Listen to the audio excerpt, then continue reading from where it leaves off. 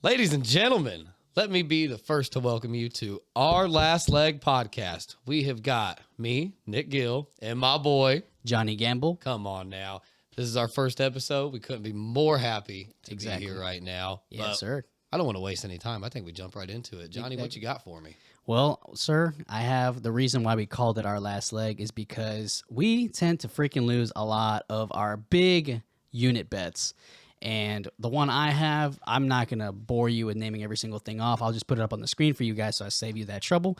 But I could not fucking believe I lost because Travis Kelce couldn't make a touchdown. And this dude had 100+ yards. This dude literally makes a touchdown, if not every game this season and other seasons. But that's what I had. What about you, bro? For me, it is the Colts-Patriots game. And that was... I had 3 legs on it. The losing leg was Michael Pittman at over 40 yards. That's been a lock all year long. That's it? All year long, yeah. And out of the clear blue, my boy just doesn't get it. So that's the bad beat for the week. Stevenson over 40, Jacoby Myers over 40. Yeah. Both of those were very comfortable. Oh, yeah. Oh, yeah. Myers made me sweat it, but at any stretch, never to our last leg, baby. Nah. But yes, welcome for sure. I don't really know which topic to start with, but we're just going to flow right through it. And since we're talking a little bit about our bad beats, and that consisted of football, what did you think about the Texans and Titans game? The only reason I bring that up is because we didn't record this, but we did talk about this last week, and I tried my ass off to convince him that the Texans and the Titans would cover. And I can't remember the exact number, but I think the Houston Texans were to cover plus 14 and the Titans plus 13 and a half. 13. 13 and a half for the Texans. Yeah. And again, that was on FanDuel. I don't know what he did it on, but I got it on FanDuel and it was at plus 14. So I think the line may have moved when I did it, and the Titans were at plus 13. Yeah, so the Titans, they were underdogs by 12 and a half points, but I did have the Titans to cover a plus 13 and a half. Okay, nice. But the other one, you bring up the Texans, Jesus Christ, that was a fucking heartbreak. I had Philly to cover at minus 12 and a half. He had them as the Texans to cover at plus 13 and a half. Oh, yeah. They won by 12 points. Yeah. It broke my heart. But I will give you your praise on that one. You were 100% right, my friend. I appreciate that, man. I appreciate it. But you know, there's things that me and him never agree on. Some things we do for sure. This was just one of those things, and I'll never bash you for it. But never. But I will tell you, I was right. So we that's don't bash. We don't unit shame. Yeah, exactly. Yeah. You get your little jabbing. You were right. You're right. I'll take that loss 100%. Yeah. But that was just a little NFL talk. We're gonna bounce. We're gonna get there. Best sport in the world. But before we do, I want to touch a little bit on MLB since it's finally over. About them Astros, baby. Fuck the cheating Astros. Yeah, exactly. I was rooting for the Phillies, not because I'm a Phillies fan. I just fucking hate the cheating Astros. I personally am a Red Sox fan, and I was still rooting for the Phillies. I really think Bryce Harper should have deserved the MVP that entire season. I think he really did well. And speaking of MVPs that people really thought was going to be, if they would have won, is Aaron Judge. What do you have thoughts? Or what do you thoughts, that man needs to get the fuck out of New York. That city does not appreciate him at all. You boo me off after knocking 62 fucking dingers out of the park in one season. Yeah. And you boo me off of the baseball diamond. Yeah, you've got me messed up. I have zero desire to stay there if I'm Aaron Judge. Yeah. At all. How long has Aaron Judge been on that team, by the way? Boy, not very long, but I want to say give or take 5 years. Probably. Oh, wow. He's been there for a hot minute. Oh, yeah, most definitely. Okay. He's been there for a while. It took him a while to develop as a player. But with him, Giancarlo Stanton, I don't know how to say his first name. Apologize for that. Yeah. I don't know who these people are. So, but no, I mean, they've got a stud roster. But if the fans aren't there for me, why am I there for you? You know, yeah, I can go somewhere else and just, crush another 63 homers. If he can. Yeah. Right. I mean, the dude's got to be. But he's got the potential. Oh yeah, most definitely. Oh yeah, I could definitely see him doing it. Maybe not breaking that record anytime soon again, but it'll probably come close for sure. For sure. Hall of Fame season for him. Oh yeah, and you boo him off the field. Get out of New York, pal. Yeah, no, nonetheless. But all right, well, I guess that ties up MLB so far. And NBA, I don't know as much going on. I will say the Celtics yesterday they did recoup me from that bullshit loss from Travis Kelce. So I'm happy about that. And I'll probably throw it on the screen. I probably won't, but I'm a Celtics fan. I'm a Boston fan all the way, any team. So FYI.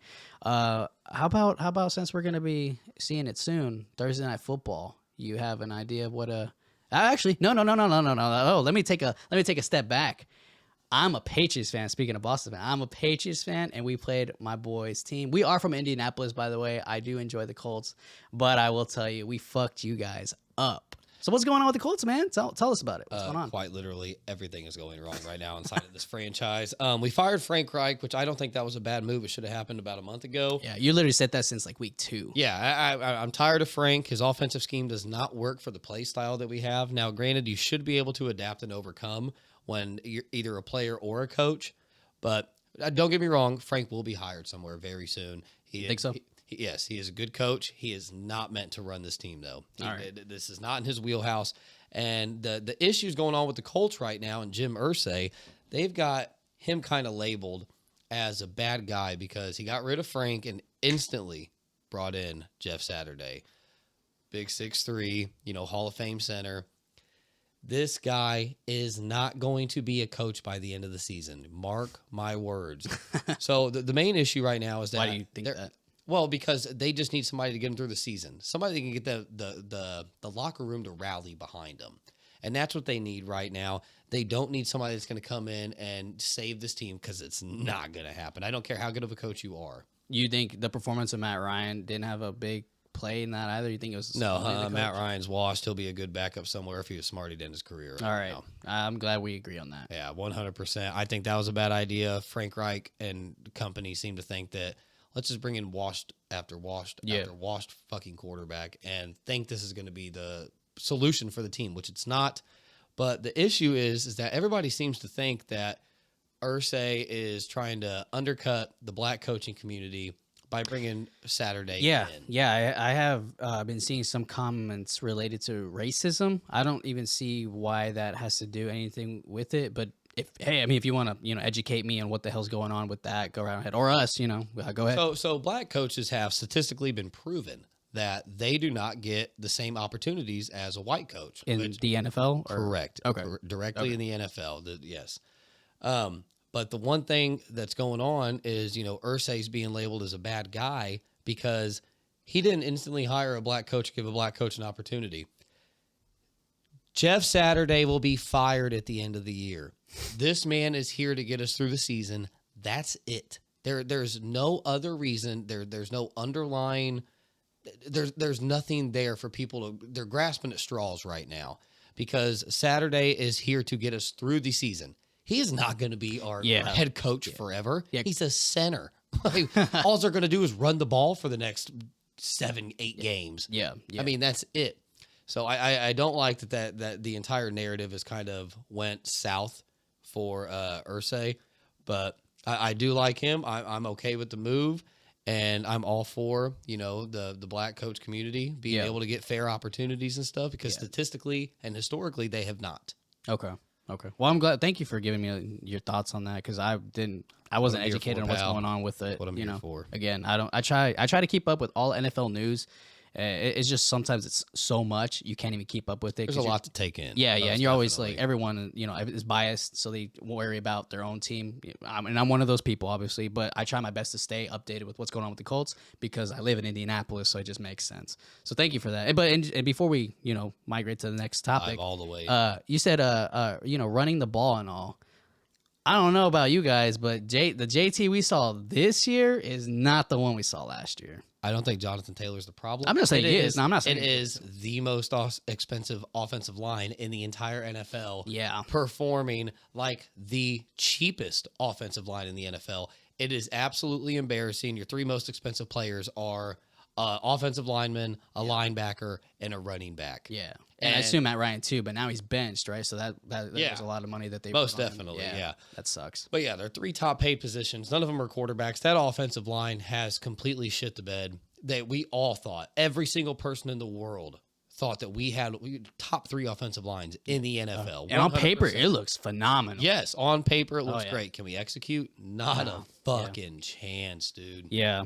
No, that just, and it's not even like the game with the Patriots either. It just goes to show the entire it's been all year. It's been all literally starting year, that draw man. with the Houston Texans. I think that's when we realized it was we're in a rude of awakening this Yeah. season, you know. But yeah, that it is what it is. So we'll see how the Colts adapt in even like these meaningless wins. Even if they were to win the next, Correct. it won't really matter anymore. But at least they can go out with a bang. So I hope they do. The True. rest of the season will be meaningless, but it will be fun to watch as a Colts fan. Yeah, nonetheless. 100%. I do agree with you. that. But all right, now we can migrate to week 10. That is where we're at right now. Just because this is the next upcoming game, and that's Thursday Night Football, and we got the Falcons and the Panthers. And the line right now, from what I saw on FanDuel, was at -3. So I don't want to touch too much about it just because I don't really care too much for these teams, unless you do. Oh, I think the Falcons are one of the most fun teams to watch. Okay, in the okay. NFL Yeah, that's exactly what I was going to take them at -3, if not money line. I agree with you on that. I've got the Falcons -3 to cover. Cool beans. I would take them at 2.5 because the last time the Panthers played, which was 2 weeks ago, they went into overtime 34-34. Falcons won by a field goal 37-34. So if you don't want that bet to void and avoid the outcome that happened, 2 weeks ago, Yeah. I'd take the Falcons at 2.5 to cover. Panthers are in absolute shambles right now. They benched P.J. Walker at, what was it? Yeah, they gave him 3 for 10 before they Holy benched shit. him and brought in Baker Mayfield, who came in and threw for 2 touchdowns. Now, granted, they were playing from behind. I didn't know that. The Bengals beat the shit out of them last week. Oh yeah. I think I saw Mixon had 5 touchdowns, 5 bro. tutties, bro. Unheard 4 of. rushing. Yeah. 4 rushing, 1 receiving. Yeah. That was nutty, but it was very entertaining. I like entertaining just if you're a Bengals fan. And I was thinking I was on Red Zone, so I was just watching a bunch of different games going on. But I couldn't even believe they just kept showing them and showing. I'm like, another touchdown? Is this a replay or is this a new touchdown? And I was just mind boggled, And I had to face my friend UCL on fantasy. He had Mixon. Man, I was. Oh, you were fucked. I got fucked up. But hey, it is what it is. You win some, you lose some. Exactly. So. All right. Bad beats, baby. Exactly. Yeah, you just move on. So yeah, I've got them covering at -2.5, and then I do like the over at 39.5. It's sitting at 43.5 right now, but I do think 39.5 will hit. Like I said, it was 37-34 last game. I don't see why this isn't another complete shootout. Yeah.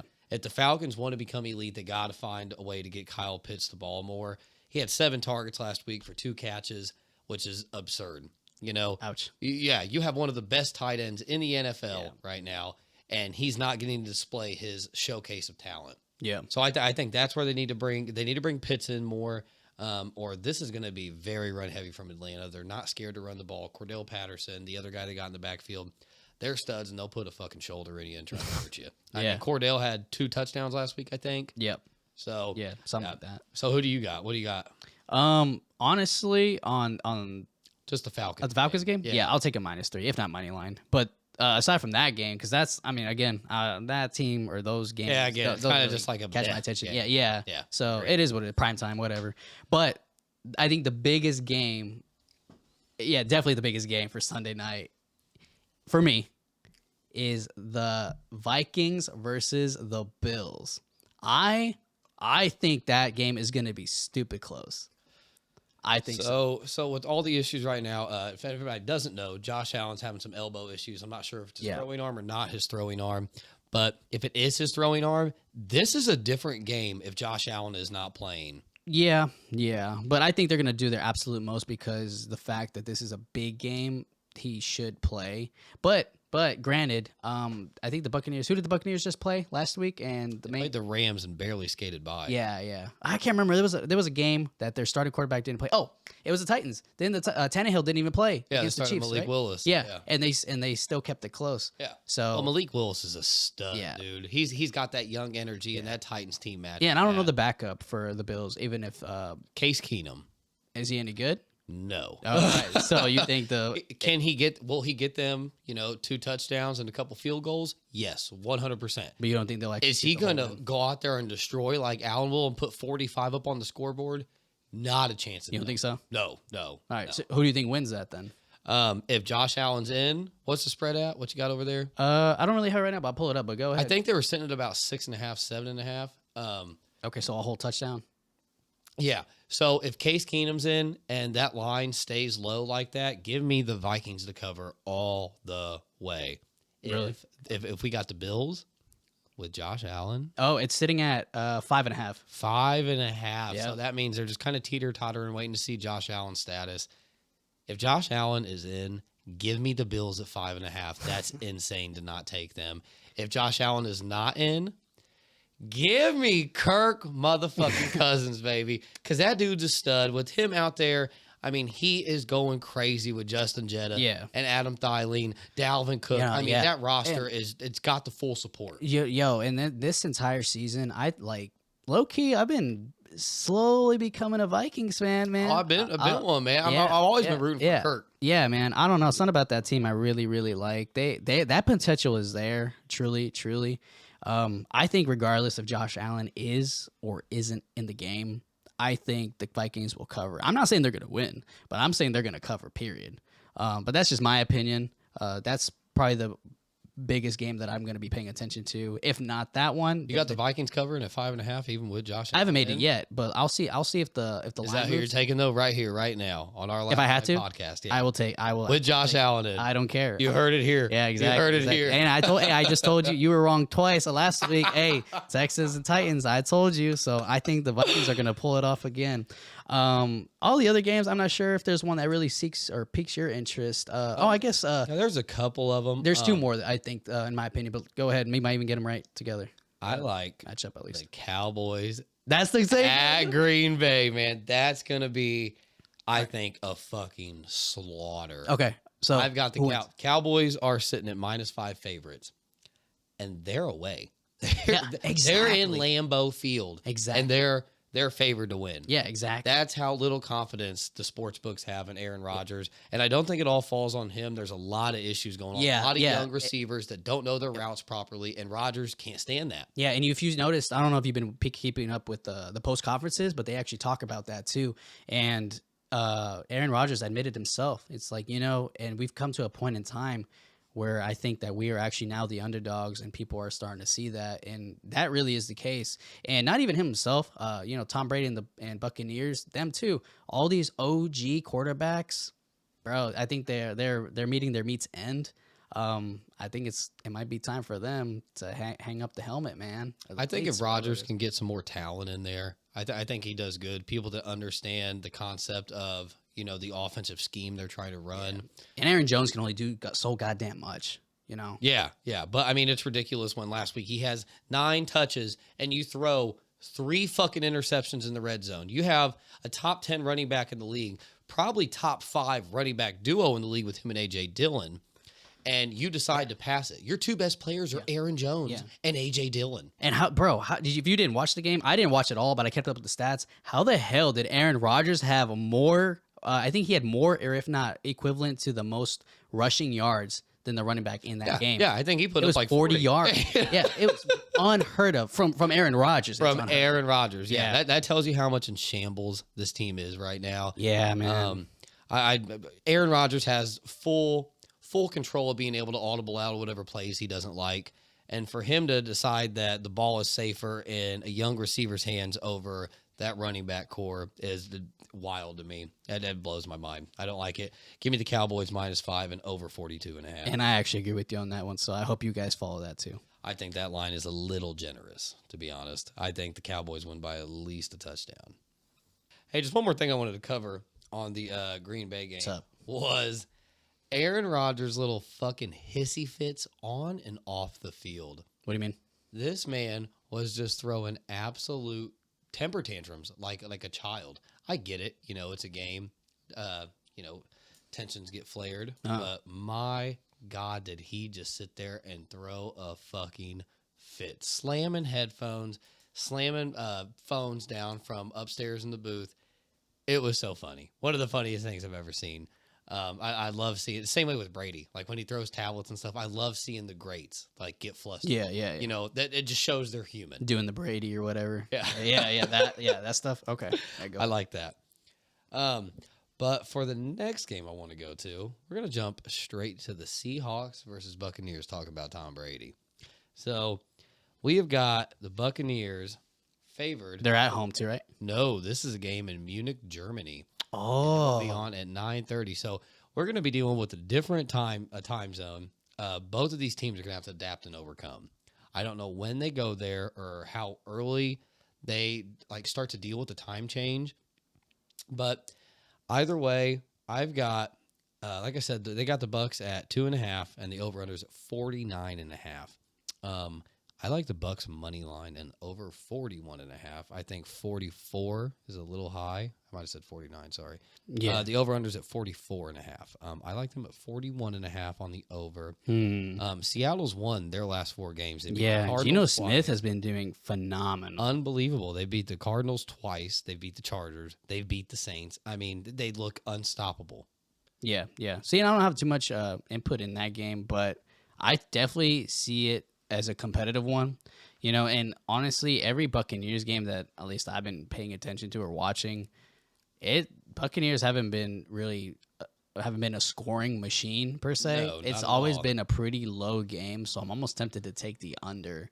And I'm almost tempted to say that the Seahawks might actually even win, to be They honest with very you. well could. This one was Yeah. this one was a head scratcher for me. The Seahawks last 4 games have been crazy fucking scores. Oh yeah. No, Crazy. Yeah. High scoring games. Like we're I talking enjoy watching we're you play. talking 50, 60, Yeah. 70s on the total. Yeah. So that's what led me to the over 41.5. The Seahawks defense allows a lot of points. And I think the Buccaneers have every weapon they need to get it done as long as Mike Evans and Chris Godwin can stay healthy. And that's the thing, you know, Tom Brady always just tries to gun it towards, Mike Evans and all. And maybe he's in the same boat as Aaron Rodgers, where they just need some more weapons.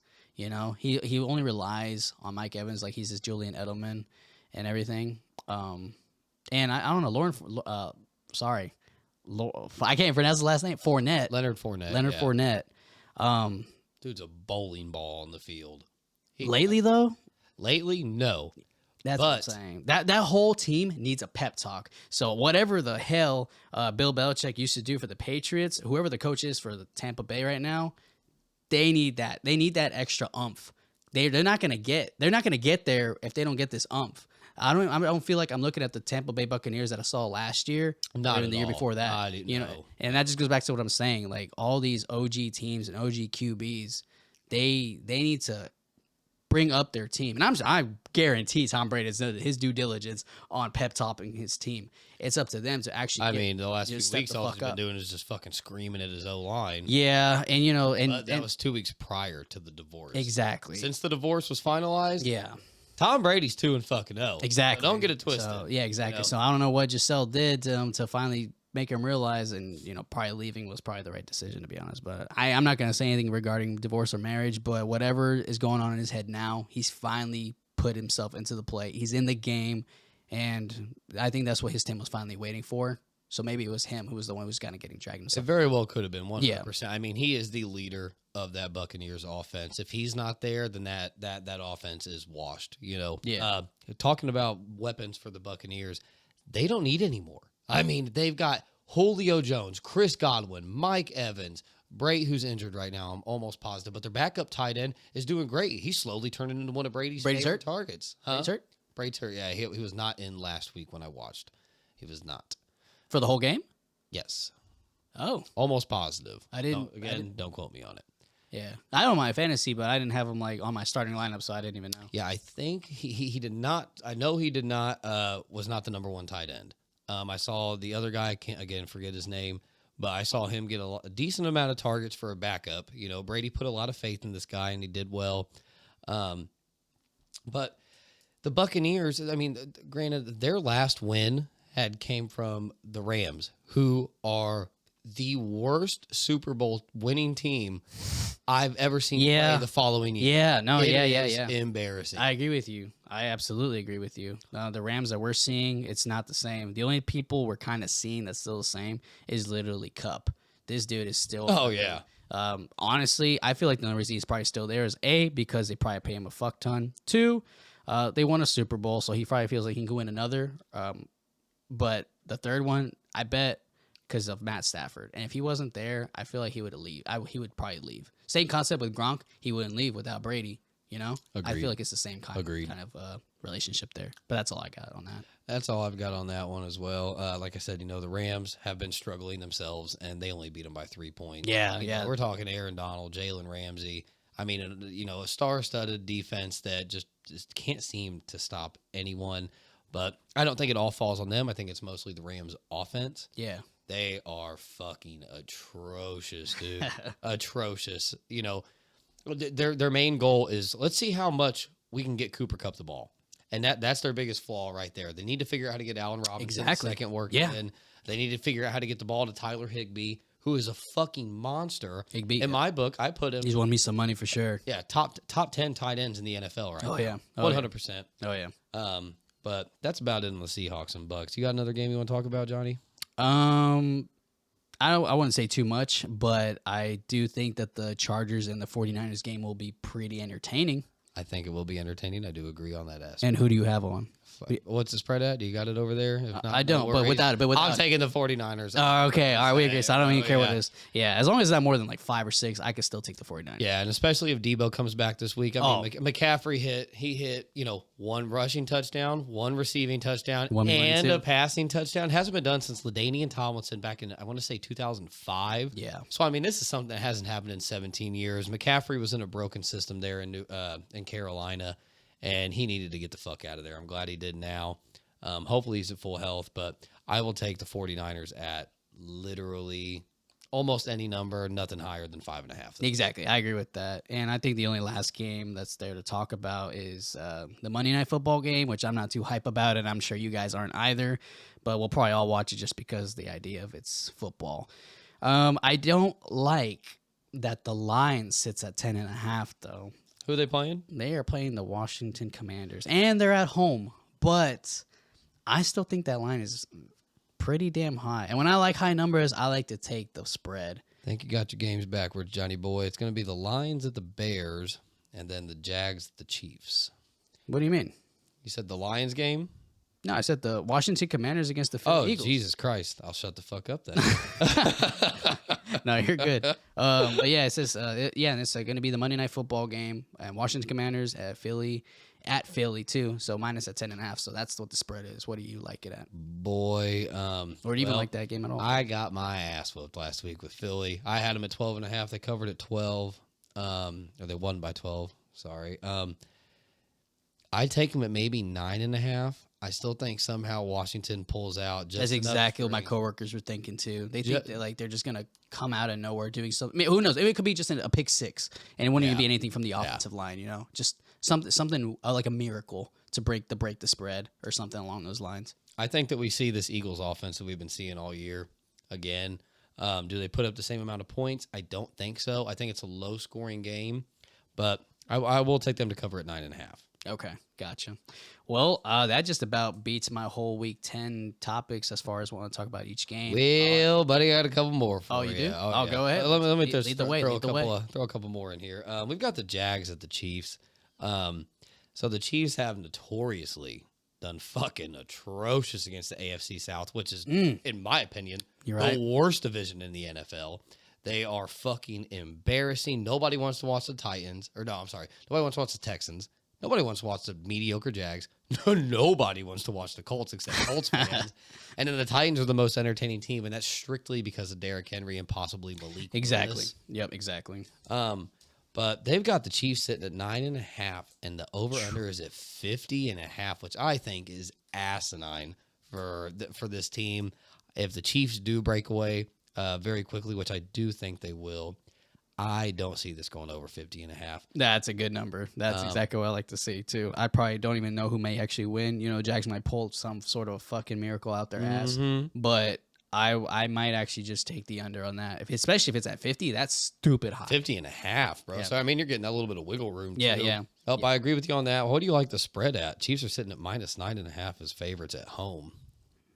I don't. Don't? No, I don't think I'll even play the spread. That's what I'm saying. I'm like, if I had to choose between the spread. If you had to pick. I had to pick a spread?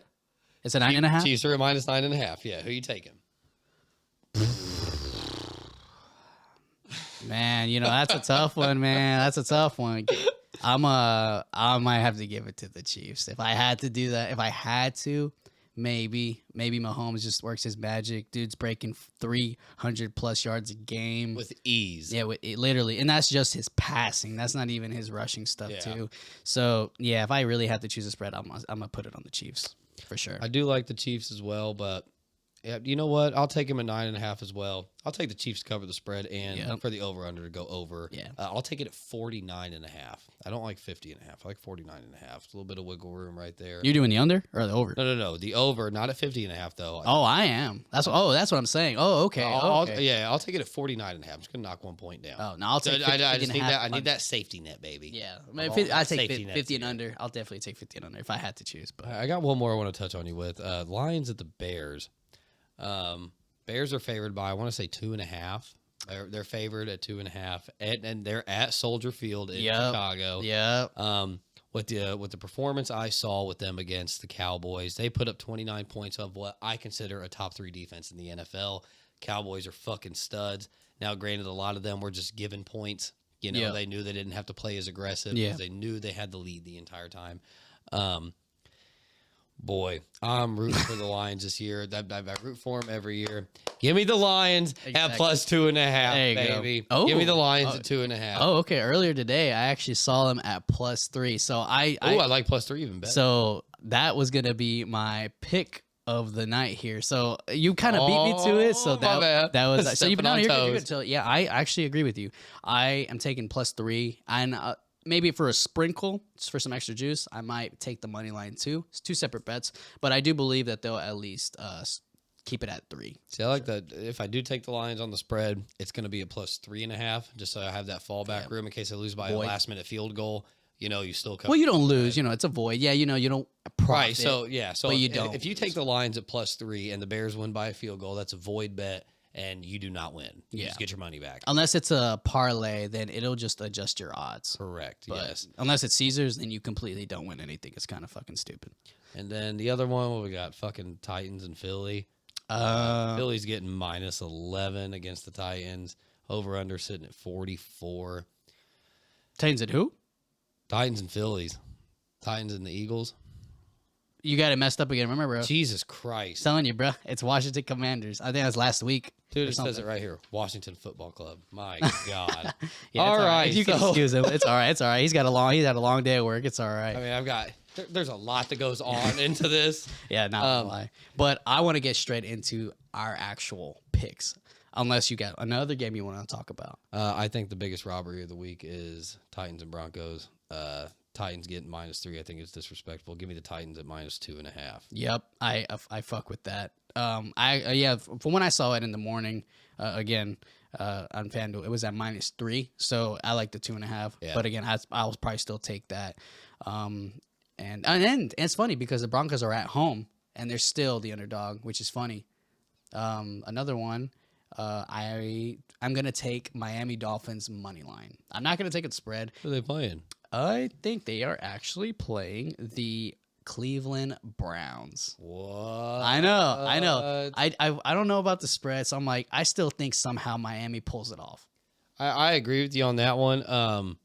Expect Nick Chubb to absolutely run that ball down. I know. Fucking I know. throat. Oh yeah. I trust me. I know. Yeah. Between him and Kareem Hunt in that backfield, I mean, it's what I'd put that as probably my favorite running back duo in the entire NFL. Yeah.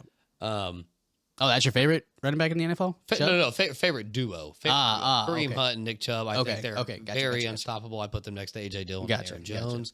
Who did you take on the spread? What's that line at? I didn't actually take it, but for the money line, it was at minus 194. So it's not a lot. So I don't think I'll put a big bet on it, but I still think they somehow pull it off. To be honest with you. I agree with you on that. If you want to sprinkle that in with something, Tyreek Hill's over/under catches have been floating around 6.5. Oh, so you've been actually seeing the player props? So this was a week ago that I saw his over/under at, and I think he put up 9 catches last week or something like that. So that might actually go up. Yeah.